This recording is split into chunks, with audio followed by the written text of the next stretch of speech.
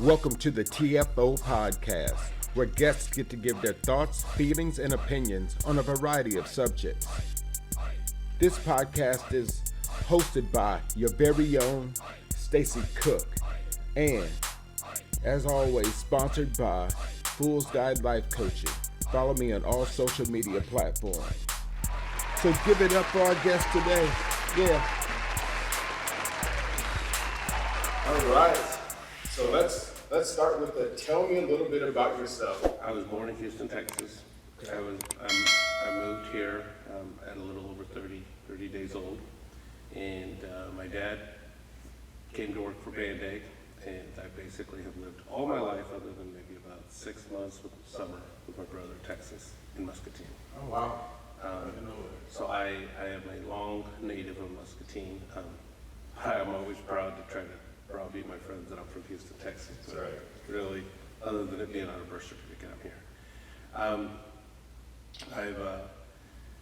My parents had a restaurant, so I worked in the restaurant industry as about 8 years old, 7 years old really, and I learned a little bit of how to work and how to cook, and all my brothers got into working on cars, so that's how I got into mechanical work and welding, and then as I went through high school, I had my challenges of juvenile challenges and delinquencies, and it helped me kind of be more mature in the years later. That kind of got me into helping youth and being a mentor and a leader type for them.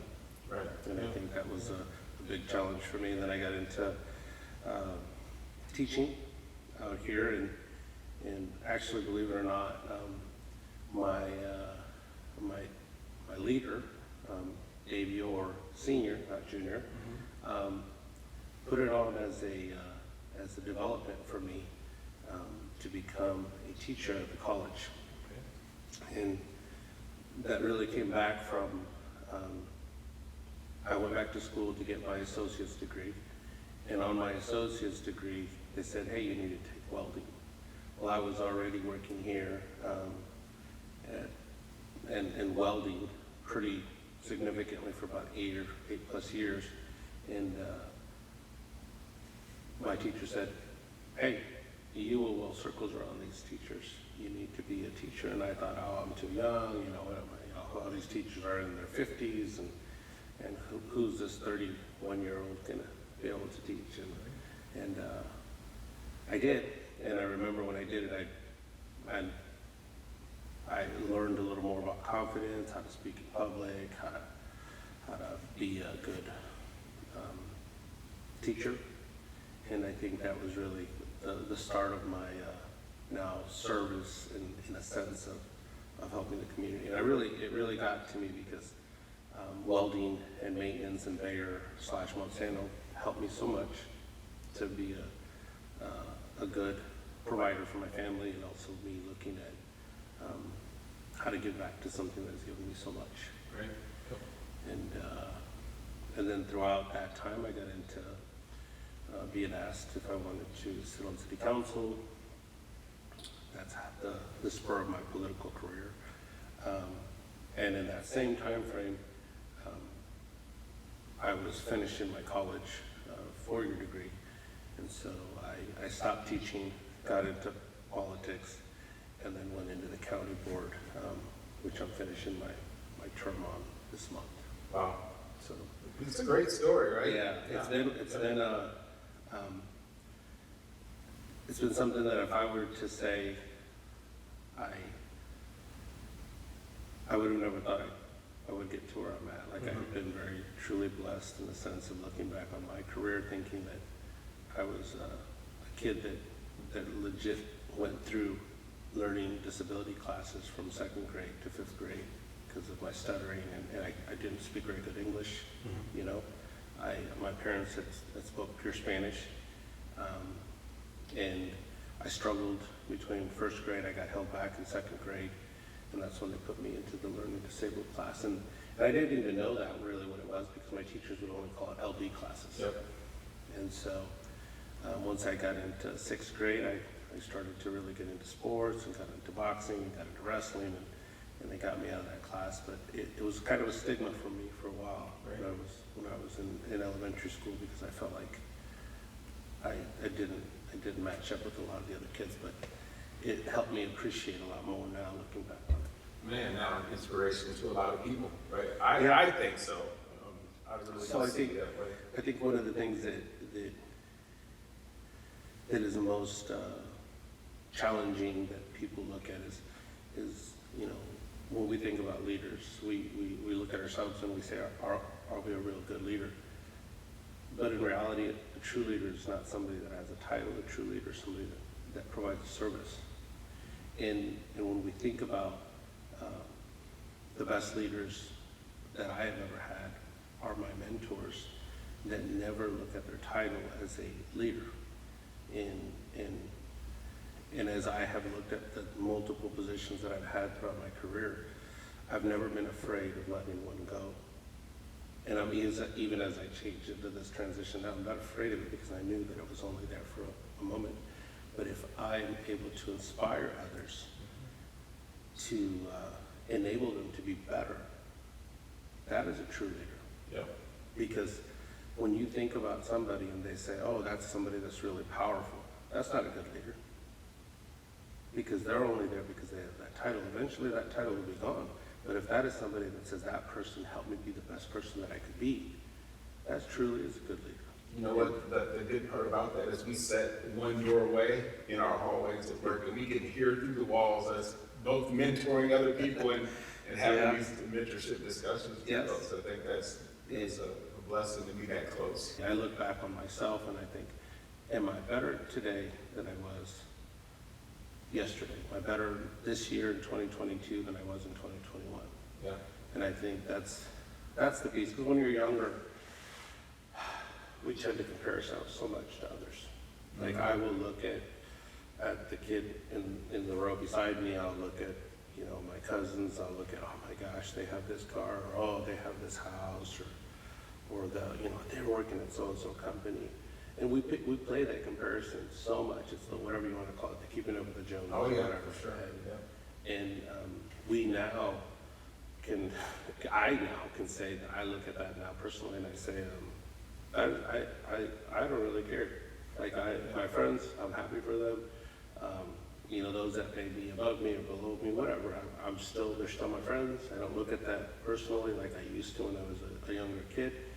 And I look at myself and say, I'm racing against my own personal best that I had before. Mm-hmm. And I think that's really what I try to inspire the kids, that they beat their time that they had last year. I said, if you really want to be better in life, you need to have two qualities. And I say, you must be disciplined, and you're disciplined by coming in here and working hard and doing the work. But you have to add one more, dedication. That means that you're here all the time, but you're doing that, because if you just do it for that 1 week and then you're like, oh, I'm done, then that's the whole, I set my goals and I train for a month, but then after January I go back to normal, then you're not dedicated. But if you have discipline and that dedication, that equals success. And it doesn't matter what it is. It can be in my job, it can be in my career, it can be in my personal life. Am I dedicated? Am I disciplined? And so then you see that, and I think about the amount of kids that I work with and I help develop, because yes, I mentor them in some shape or form, but I think it's more than me enabling them to be the best they can be. I've learned through the years now how to try to be a good listener, how to be able to take more notes. Is there value in what I'm getting from this? And even from taking seminars to reading books, I think that's the biggest piece now that I look back on, that I love reading books, I love educating myself, and I love being of value. So your own personal motivation for your own, for yourself is contagious. As other people are around you, they see, look at Santos, he's motivated, he's moving forward, he's doing those things. It does inspire other people. It might not even be purpose, but it's as you do it, other people do notice it, and then it inspires them to try to do better as well. So I had a 9-year-old who I told a story about. He's had some challenges with one of his legs. The doctor told me that they can't really operate until he's 13, but he's been working with the kids so much, and I've seen this kid who now comes to our gym, sweats his butt off, and he's got into way better shape. And I was talking to him about how he is inspiring other kids. And the parents came to me the next day. They said, I can't believe what you said, but he is just so pumped up because he can't believe he's inspiring other kids when he was being inspired by other ones in there. And a lot of times, when I thought about that, I just say it because I know that's what I'm seeing. But like you mentioned, it really comes back to you become a product of your environment. Around a lot of successful Am people. I surrounding myself with the right people? Am I surrounding myself with people that truly are giving me motivation, helping me? A lot of times, when I wake up at 5 something in the morning, it's easy for me to say, oh, I think I just want to lay in here longer. I think I'll just sleep and roll over. But that isn't the case. When I think about it, am I dedicated? Am I disciplined? And if I choose to just sit here and say, okay, well, I won't be, then you run into that complacency, and that's a trap. Yeah. If you fall into that complacency, you'll never be successful. You'll just look at all those people and say, oh, I used to be a good worker. Well, then They kept going, right? yeah, and that's the difference. And so it's kind of that constant, the whole turtle and the rabbit type race, and so I think that's the biggest piece that I've learned through my career and through my life, that even when I see other people that are successful, or my mentors, I see that they're disciplined. I see that they're dedicated. And I think the other part that I try to do is have a little bit of accountability. How would you choose between doing something that makes you happy and something that makes you a lot of money if you had to choose between the two? Well, I obviously you want to be happy, and I think I think that's the challenge that you run into something like that. For me personally, is you need money in a sense to pay your bills, and so I've had to take jobs where I was not happy, and I would choose the money if it was temporarily, but obviously choose something that was going to be more enjoyable, because that's, you feel complete. You feel like those are the things that you can say are self-satisfying. And I think I personally have so many things that I want to do when I retire that I can continue to do, because I think that you never really stop working. Right. So what's your retirement game? You see yourself, you're retired from your day-to-day 9 to 5.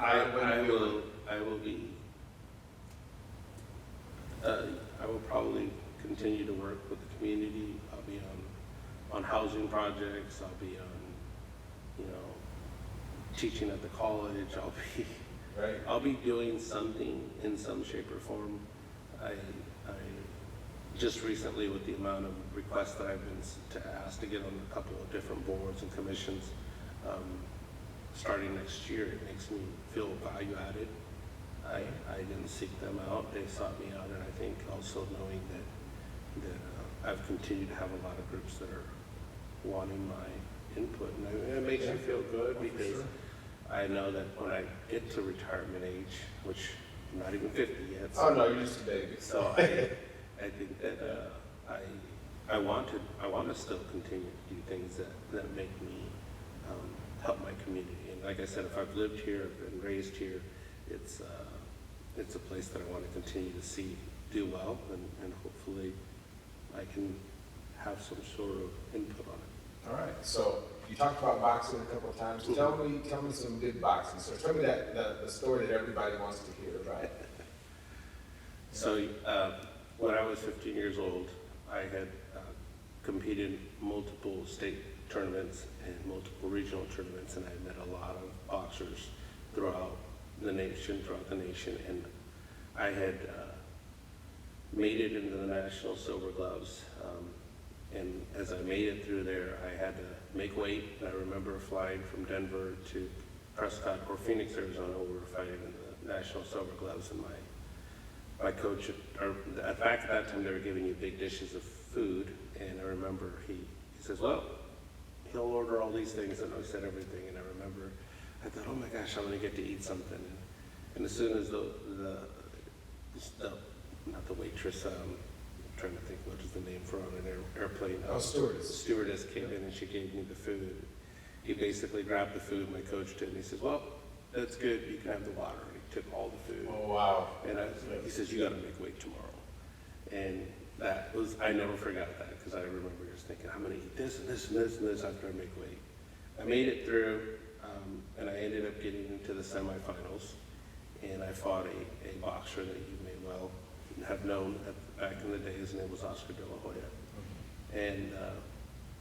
And I had lost, and he went on to win that whole tournament. So he ended up beating another kid from Florida and then won the tournament. And after that, I followed his career, but I really got discouraged because I felt like I've trained so far, and why? That was my third time to nationals, and I was 15 years old. He was 16.